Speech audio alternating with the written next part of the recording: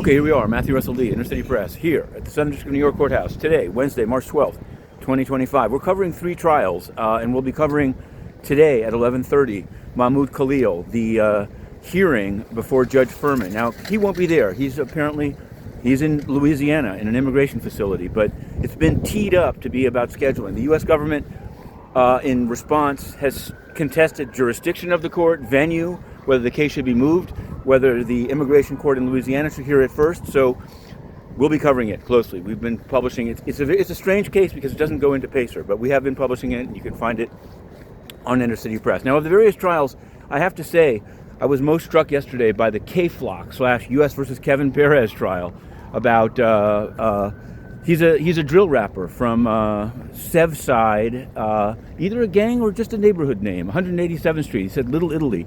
We've been doing as best we can to live tweet it while juggling with other ones. Yesterday they had a cooperator on the stand who was pretty much, describing how, according to him, various gangs work, various gang turfs. They put up maps. I'm surprised by how much the government is actually using the music and music videos to make their proof. I don't agree with that. I think that it's not a question of First Amendment. It's just, if it's so clear, the RICO elements of the case, you really shouldn't need music and speech to do about it. But we'll see. We're going to be covering that. We're also covering this Iran murder for hire trial, where yesterday, the man whose case we initially covered, it was a scoop, a man from Azerbaijan. It turns out to be a mob Gulivor guy who was found on Marlborough Road in Brooklyn with an AK-47.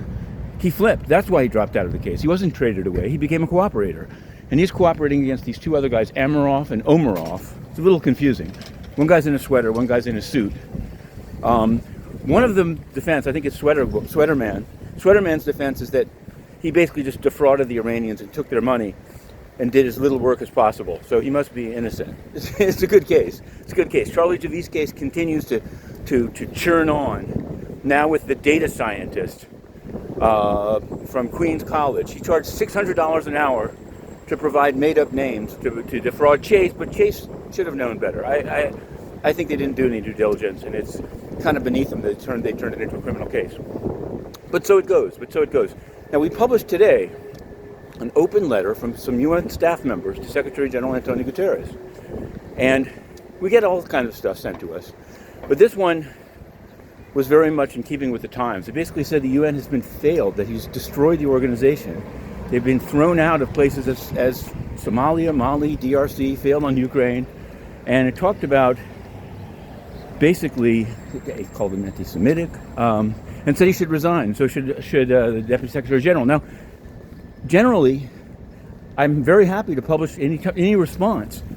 And I would ask, since it's an open staff, or it's a staff letter to him, sent to Inner City Press as well, ask them for the response, but they won't respond. That's what's most telling about the UN. They just think they can ban critical or independent press and take softball questions from those they let in. And it's an absolute scam, and it's got to end.